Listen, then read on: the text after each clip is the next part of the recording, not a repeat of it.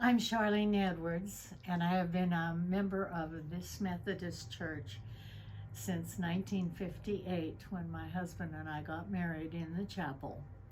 And today I'd like to talk to you about some things that have been on my mind. For the beginning, I wanted to talk to you about praying for strangers. I read a book a long time ago by River Jordan called Praying for Strangers. And I didn't realize when I started reading the book what I was getting into. It talked to me about approaching people that you do not know and asking to pray for them.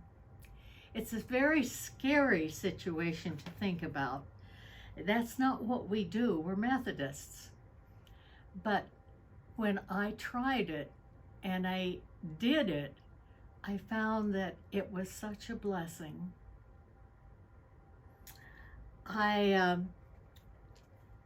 started very hesitantly because prayer doesn't always come easy to me, nor does talking to strangers. And even if you decide, I'm not going to talk to them, I'm not going to speak to them, you can still pray for them. We have no idea what's going on in other people's minds or what their problems are. But when I tried this, I found that I had to have been led by the Holy Spirit, because every person that I approached welcomed and opened their hearts to me.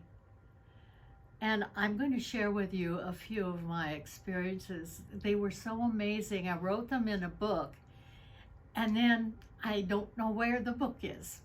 But my memory was so rich from this experience that I know I can share some things with you. I talked to a lady in the parking lot of a grocery store. She had a turban on her head, so I knew that she had been fighting cancer and was undergoing treatment.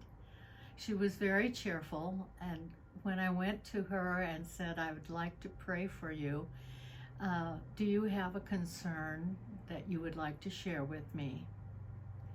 She immediately said, oh yes. And she said, it's not this, it's not me, but I have a relative that I'm very concerned about. He's looking for a job, and if you could pray for him and that he would find the right job for him, it would ease my mind so much. I asked the name of the person, just the first name of the person, and she told me. And so that night I prayed, and speaking with her and praying for him was definitely a blessing. I spoke to another lady in the aisle of a store and asked if I could pray for her.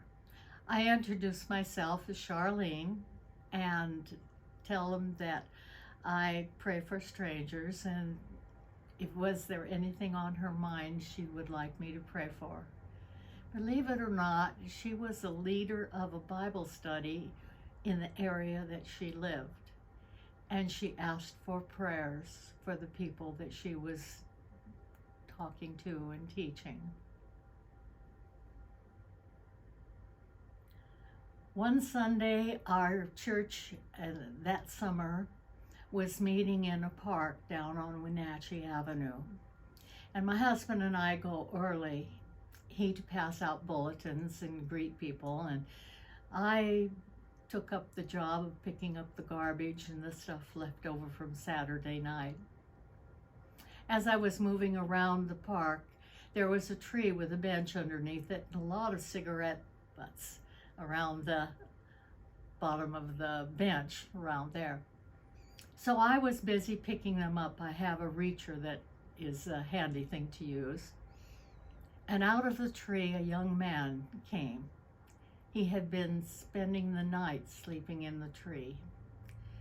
And he sat on the bench, and I asked if there was anything that he had on his mind that I could pray for him. And the amazing thing he said to me was not money, not anything I expected. He wanted me to pray for his safety.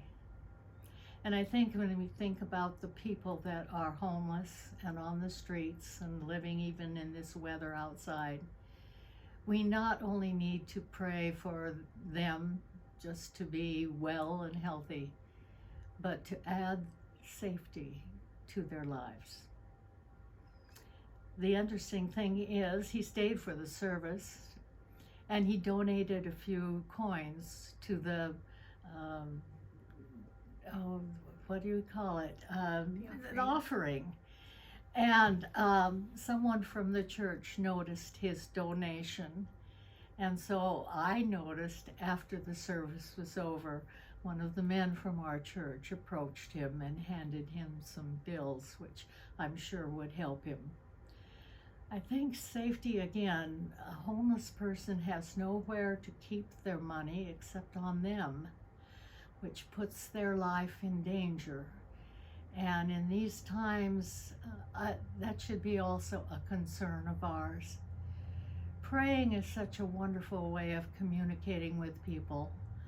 And I noticed that most of the people that I approached were not only positive, but most of them asked for prayers for others